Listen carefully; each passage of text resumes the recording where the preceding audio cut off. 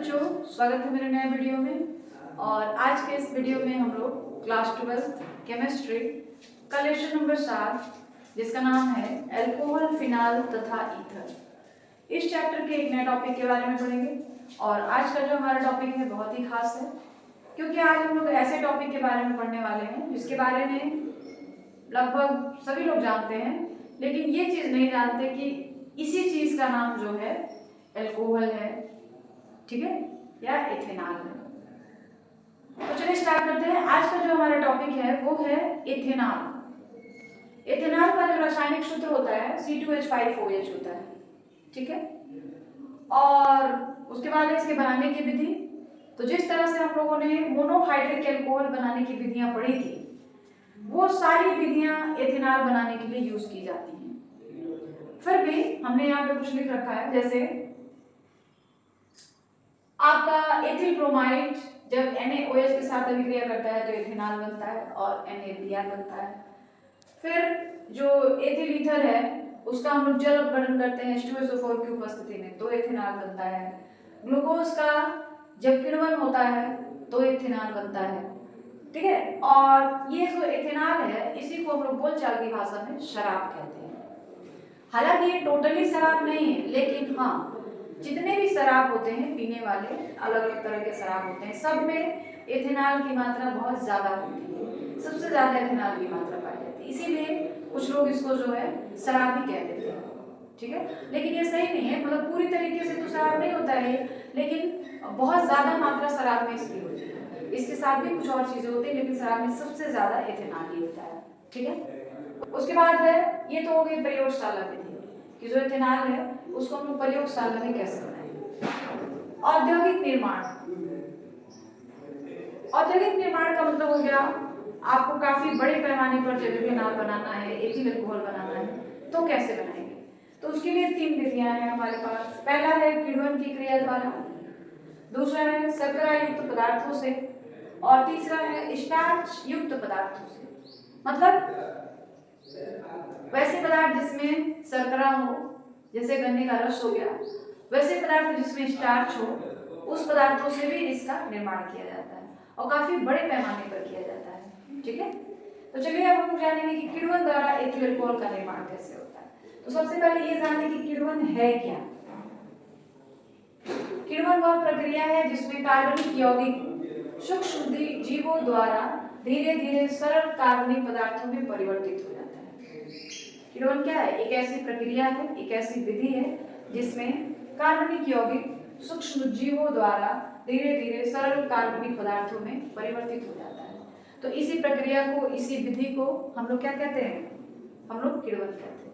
अब इस किण्वन के द्वारा इथेनॉल का निर्माण कैसे होता है, देखिए। सबसे पहले किण्वन के लिए उपयोगी जो परिस्थितियां होती हैं वो क्या होती हैं। तो जो किण्वन है इसमें कार्बनिक यौगिक क्या होता है? जीवाणुओं के द्वारा, सूक्ष्म जीवों के द्वारा छोटे छोटे सरल कार्बनिक पदार्थों में परिवर्तित होता है, जिसको हम लोग किण्वन कहते हैं। और किण्वन के द्वारा एथिल अल्कोहल का निर्माण होता है। किण्वन के लिए उपयोगी परिस्थितियां क्या क्या होनी चाहिए?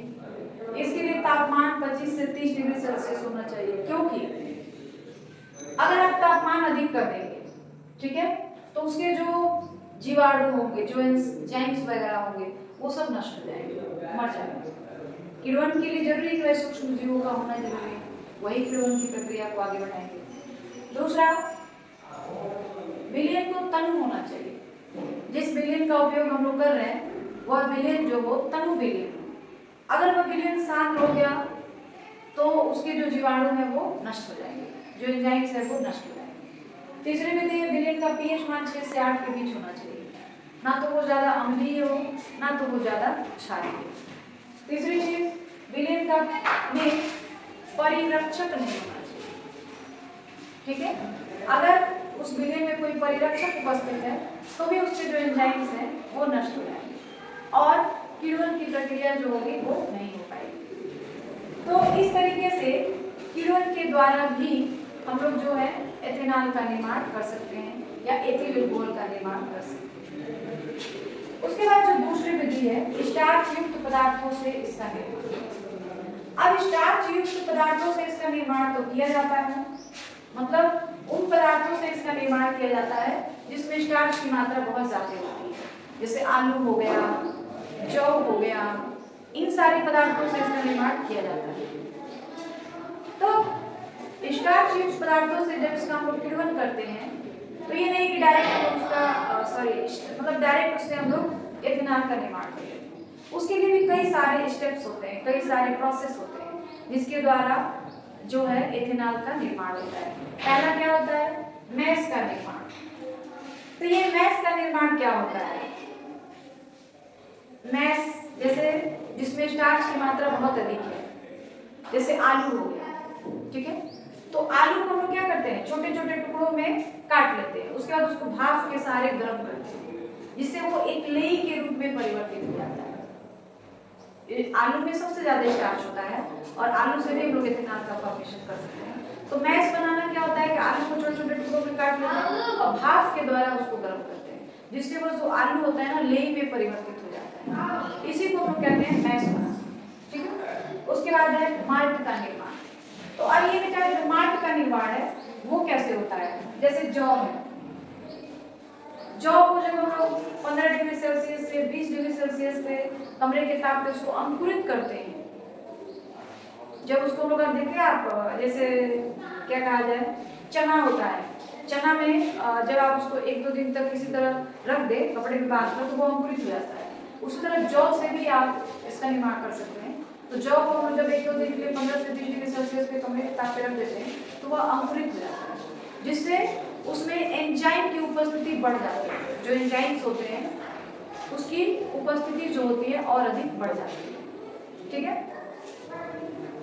और उसके बाद जो है अंकुरित जौ जो है उसको हम लोग फिर पीस लेते हैं, मतलब थोड़ा सा पानी मिला करके उसको पीस लेते हैं।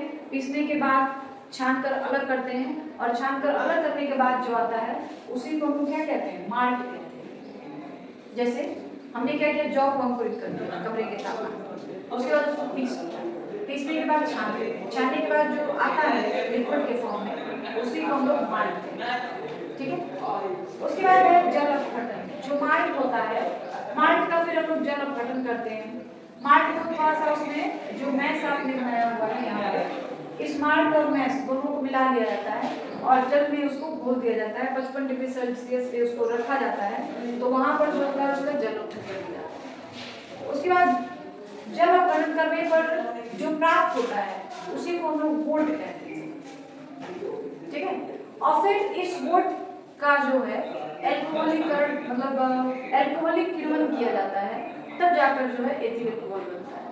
तो एल्कोहलिक किण्वन का मतलब है कि उसमें हम लोग क्या करते हैं, ये जो जल अपघटन करने की जो भी चीजें हमको मिली है उसमें हम लोग और अधिक खमीर की मात्रा मिला देते हैं जिससे किण्वन की प्रक्रिया जो होती है और ज्यादा तेजी से होती है और ये जो हमारा वोट है वो ग्लूकोज में परिवर्तित हो जाता है और ग्लूकोज का जब हम लोग जैमेस की उपस्थिति में अपघटन करवाते हैं तो वही जो होता है एल्कोहल में परिवर्तित हो जाता है, ठीक है। इसी तरीके से जो गन्ने का रस होता है, गन्ने का सीरा होता है, उससे भी हम लोग एथिल अल्कोहल का निर्माण कर सकते हैं। तो किसी एक ही विधि के बारे में ज्यादातर पूछा जाता है, ज्यादातर जो है स्टार्च युक्त पदार्थों से अल्कोहल का निर्माण कैसे करते हैं, ज्यादा यही पूछा जाता है, ठीक है। तो ये चीजें क्लियर हो गई कि किस तरह से हम लोग किण्वन द्वारा और स्टार्च युक्त पदार्थों द्वारा एथिल अल्कोहल का निर्माण करते हैं। आगे बात समझ में आगे बढ़ा जाएगा, ठीक है। चलिए, तो अब हम लोग ये जानेंगे कि जो एथिल अल्कोहल है, ठीक है, उसके भौतिक गुण क्या है। अभी हमने उसके विघटन की विधियां पढ़ी कि जो एथिल अल्कोहल्स होते हैं उनका रासायनिक सूत्र क्या है, उनके विघटन की विधियां क्या है। अब उनके गुणों के बारे में पढ़ना है। तो जो एथिल अल्कोहल है उसके भौतिक गुण क्या क्या होते हैं। देखिए, यह एक रंगहीन ज्वलनशील द्रव है। एथिल अल्कोहल मतलब नॉर्मली आप लोग या जनरली लोग इसको शराब के नाम से जानते हैं। आपने कहा अल्कोहल मतलब लोग समझ जाएंगे कि शराब के बारे में बातचीत हो रही है। तो जो एथिल अल्कोहल होता है वो क्या होता है बेटा, रंगहीन ज्वलनशील द्रव होता है। उसका कोई रंग नहीं होता है, वह जलता भी है, ज्वलनशील होता है, ठीक है। दूसरा, इसका क्वथनांक 78.1 डिग्री सेल्सियस होता है और इसका घनत्व जो होता है 0.789 होता है। अगली बात समझ लें, क्वथनांक क्या होता है? Boiling point. जिस तापमान पर वो क्या होता है? उबलने लगता है। तो वो बॉइलिंग पॉइंट जो होता है 78.1 डिग्री सेल्सियस होता है और घनत्व जो होता है 0.789 होता है। ठीक है। उसके बाद तीसरी जो इसकी भौतिक गुण है वो ये है कि इसमें एक विशेष प्रकार का गंध होता है और यह स्वाद में तीखा होता है। इसमें जो गंध होता है ना, बर्निंग स्मेल उसको कहते हैं, मतलब लगता है कुछ जलने की तरह सुगंध आती है इसमें से। और यह जो है काफी तीखा, मतलब तीखा का मतलब ये नहीं तीखा, ऐसा नहीं, कुछ अजीब सा उसका टेस्ट होता है। और चौथा है कि यह उदासीन होता है।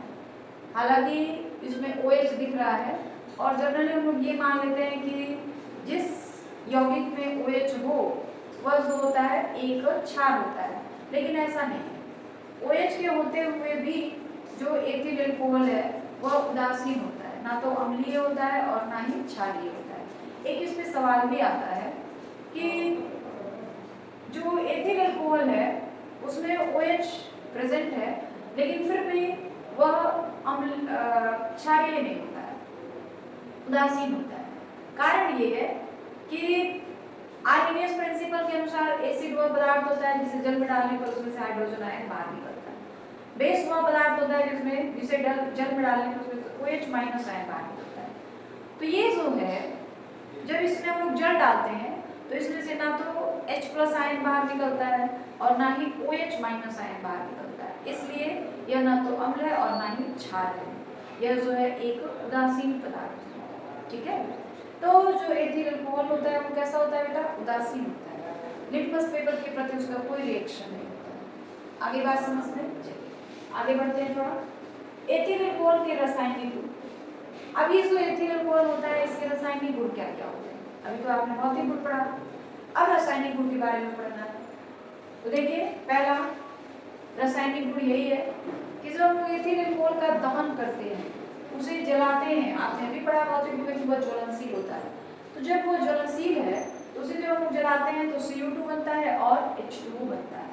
जब भी एथिल अल्कोहल को जलाया जाता है उसमें CO2 बनता है और H2O बनता है। ठीक है। दूसरा, HCl के साथ वो किस तरह से अभिक्रिया करता है? देखो बेटा, किसी भी पदार्थ का अगर आपको रासायनिक गुण के बारे में बताना है तो वह किस किस पदार्थों के साथ किस तरह से अभिक्रिया करता है यही लिखना रहता है, वो उसके रासायनिक गुण हो जाते हैं। तो यहाँ भी हमको जो एथिल अल्कोहल है किन किन पदार्थों के साथ किस तरह से अभिक्रिया करता है, क्या बनाता है, यही लिखना है, यही पढ़ना है। ठीक है। तो पहला हमने पढ़ा कि जो एथिल अल्कोहल होता है उसका दहन करने पर कार्बन डाइऑक्साइड और H2O बनता है। दूसरा, HCl के साथ अभिक्रिया, जो एथिल अल्कोहल होता है वो HCl के साथ अभिक्रिया करके क्लोरोएथेन बनाता है और साथ में जल भी बनाता है। देखिए, C2H5OH plus HCl is equal to C2H5Cl plus H2O, यही है क्लोरोएथेन और जल।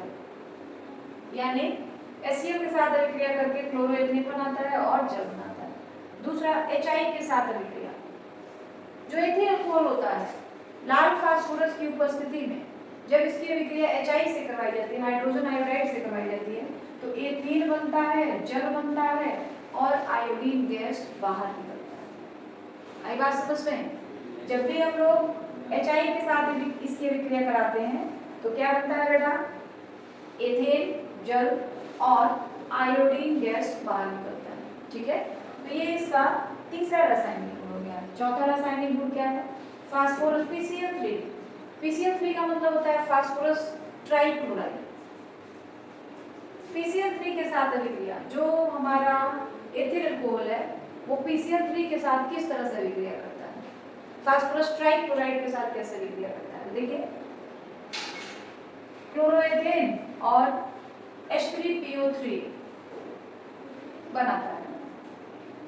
NH3 के साथ अभिक्रिया, अमोनिया के साथ अभिक्रिया, जब ये अमोनिया के साथ अभिक्रिया करता है ZnCl2 की उपस्थिति में, निर्जल ZnCl2 यानी उसमें जल ना हो की उपस्थिति में, तो क्या बनता है? प्राथमिक एमीन बनता है और जल बनता है। यह जो है बेटा प्राथमिक एमीन है। द्वितीयक अगर होता तो यहाँ पे NH होता, तृतीयक होता तो N होता, सारे हाइड्रोजन उसके खत्म हो जाते। तो जब भी एथिल अल्कोहल जो होता है अमोनिया से निर्जल जड़क Cl2 की उपस्थिति में विक्रिया करता है तो एक प्राथमिक एमीन बनाता है और जल बनाता है। तो ये इसके 5 जो थे रासायनिक गुण थे। देखो बेटा, आप कोई बुक उठाकर देखोगे तो और बहुत सारी रासायनिक अभिक्रियाएं दी गई हैं, लेकिन सारी अभिक्रियाओं को तो हम लिख नहीं सकते। हमने केवल उन्हीं रासायनिक अभिक्रियाओं को यहाँ पे लिखा हुआ है, इंक्लूड किया हुआ है, जो अक्सर पेपर में आपसे पूछे जाते हैं। ठीक है, इंपॉर्टेंट है। तो ये हो गया उसके रासायनिक गुण और ये हो गया उसके भौतिक गुण। अब हम लोग पढ़ेंगे एथिल अल्कोहल के उपयोग। एथिल अल्कोहल के उपयोग क्या है? तो पहला बेटा, पेंट, बूंद आदि के विलायक के रूप में। जहाँ पे पेंट बनता है, बूंद बनता है, वहां पर पेंट और बूंद को घोलने के लिए विलायक के रूप में इसका उपयोग किया जाता है। दूसरा, शराब बनाने में। शराब बनाने में सबसे ज्यादा उपयोग, यानी जो शराब होता है उसमें सबसे ज्यादा एथिल अल्कोहल पाया जाता है, सबसे ज्यादा। इसीलिए लोग एथिल अल्कोहल को शराब के ही नाम से पुकारते हैं। ठीक है, हालांकि एथिल अल्कोहल शराब नहीं है, लेकिन शराब में सबसे ज्यादा मात्रा इसकी पाई जाती है, मतलब शराब भी आपका इसी से बनता है। दूसरा, मोटर और हवाई जहाज के ईंधन के रूप में। ईंधन समझ से आता है, हवाई जहाज, मोटर कार जो भी वगैरह होते हैं, गाड़ियां होती है, उसमें ईंधन के रूप में। तीसरा, चौथा, पारदर्शक साबुन इत्र बनाने में। पारदर्शक साबुन का मतलब हो गया बेटा ऐसा साबुन जिसके आर पार दिखता हो। जैसे आपने देखा होगा पियर्स, लक्स भी एक साबुन है, पियर्स भी एक साबुन है, लेकिन क्या होता है, लक्स के आप आर पार नहीं देख सकते। इस तरफ की चीज देखेंगे आप, उसके उस तरफ की चीजों को नहीं देख पाएंगे, वो ट्रांसपेरेंट नहीं होता है, पारदर्शक नहीं होता है। लेकिन पियर्स में क्या खासियत होती है, इस पार क्या है वो भी दिखता है, उसके पीछे क्या है वो भी आपको दिखता है। तो उस तरह पारदर्शक साबुन बनाने में एथिल अल्कोहल का उपयोग होता है। दवा बनाने में, सौंदर्य का सामान बनाने में सबसे जरूरी है बेटा कि इसका उपयोग दवा बनाने में किया जाए। इसका उपयोग सबसे ज्यादा जो कफ सिरप होता है उसमें किया जाता है। कफ सिरप में, चाहे कोई भी कफ सिरप हो, उसमें एथिल अल्कोहल जरूर होता है। ठीक है, इसीलिए जब जो बहुत बड़े बड़े भारी भारी पिक्कर टाइप के लोग होते हैं, वो लोग अगर उनको शराब नहीं मिलता है पीने के लिए, जितने कफ सिरप आपने सुना होगा कोरोना के टाइम में जब शराब नहीं मिल रहा था, शराब बंद हो गया था, लोग जो कफ के सिरप है उसी को पी रहे थे अपनी। भाई वो तो आदत ही हो गए, आदत है उनकी, जब तक वो उसको लेंगे नहीं, पिएंगे नहीं, तब तक उनको चैन नहीं पड़ेगा। तो उसके लिए उन्होंने क्या करते थे कि जो कफ सिरप है उसी का यूज किया करते थे। तो कफ सिरप हो या और भी कई तरह की दवाइयाँ होती है, उसको बनाने में उपयोग किया जाता है। उसके बाद है एथिल अल्कोहल का परीक्षण। जो एथिल अल्कोहल होता है उसका परीक्षण कैसे करें? परीक्षण का मतलब होता है बेटा कि एथिल अल्कोहल बिल्कुल पानी की तरह दिखता है, आप देखेंगे तो लगेगा पानी है, लेकिन वो है तो एथिल अल्कोहल ना। तो कैसे जांच करोगे कि जो दिया गया चीज है आपको वो पानी नहीं है, एथिल अल्कोहल है? तो यहाँ पर 2 टेस्ट लिखे गए हैं। एथिल अल्कोहल में सोडियम का टुकड़ा डालने पर बुदबुदाहट, टुकड़ा डालने पर बुदबुदाहट के साथ हाइड्रोजन गैस बाहर निकलता है। मतलब एथिल अल्कोहल में अगर हम लोग सोडियम का टुकड़ा डाल दें तो उसमें से पहले झाग टाइप का कुछ निकलता है और उसी झाग के रूप में जो होता है हाइड्रोजन गैस बाहर निकलता है। उसके बाद है दूसरा, एथिल अल्कोहल को आयोडीन या सोडियम हाइड्रोक्साइड के साथ गर्म करने पर आयोडोफॉर्म का पीला अवक्षेप देता है। मतलब एथिल अल्कोहल तो है बिल्कुल पानी की तरह, लेकिन I2 या NaOH के साथ उसको गर्म कर दिया जाए तो पीले रंग का अवक्षेप मिलेगा, जिससे हमको ये पता चल जाएगा कि ये जो चीज आपको दिया गया है वो क्या है, एथिल अल्कोहल। ठीक है ना, चलिए आगे बढ़ते हैं। और अब है हमारा एथिल अल्कोहल के विभिन्न रूप। एथिल अल्कोहल बेटा अब शराब है, लोग इसको शराब कह रहे हैं अगर, तो शराब तो नुकसानदायक ही है, लेकिन उसके अलावा भी इसका बहुत सारा यूज है हमारे जीवन में। अभी आपने देखा ना, इसका उपयोग दवा बनाने में, गाड़ियों में ईंधन के रूप में किया जा रहा है, तो कितना इंपॉर्टेंट है ना। अब है कि जो एथिल अल्कोहल्स होते हैं वो कितने तरह के होते हैं, कितने प्रकार के होते हैं। पहला है परम एल्कोहल। परम एल्कोहल का मतलब हो गया परिशुद्ध एल्कोहल। परिशुद्ध एल्कोहल का मतलब हो गया बिल्कुल प्योर, जो 100% शुद्ध एल्कोहल होता है। जो 100% शुद्ध एल्कोहल होता है उसे हम लोग क्या कहते हैं? परिशोधित एल्कोहल कहते हैं। जिसमें कोई मिलावट ना हो, पानी वगैरह कुछ भी ना हो, तो उसे ही हम लोग क्या कहते हैं? परिशोधित एल्कोहल कहते हैं। ठीक है, तो ये पहला पार्ट हो गया। दूसरा, परिशोधित नहीं, जिसको 100% शुद्ध एल्कोहल को हम लोग क्या कहते हैं? परम एल्कोहल कहते हैं। 100% शुद्ध एल्कोहल जो होता है उसको हम लोग क्या कहते हैं? परम एल्कोहल कहते हैं। ठीक है। दूसरा, परिशोधित एल्कोहल, इसमें 95.7% एल्कोहल तथा 4.13% जल उपस्थित होता है। यानी 95.7% एल्कोहल और 4.13% जल के मिश्रण को हम लोग क्या कहेंगे? परिशोधित एल्कोहल कहेंगे। आगे बात समझ में? उसके बाद पावर एल्कोहल, 80% एल्कोहल तथा 20% पेट्रोल के मिश्रण को हम लोग क्या कहते हैं? पावर एल्कोहल कहते हैं। जिसमें 80% एल्कोहल होता है और बाकी के 20% पेट्रोल होता है। इन दोनों के मिश्रण को हम लोग कहते हैं पावर एल्कोहल। ठीक है। चौथा क्या है? अल्कोहलीय पेय, इसमें नशा वाला पदार्थ होता है। मतलब अल्कोहलीय पेय जो होता है यह नशा करने वाला पदार्थ होता है और इसका उपयोग जो है पीने के लिए किया जाता है, जैसे शराब के रूप में कहता है।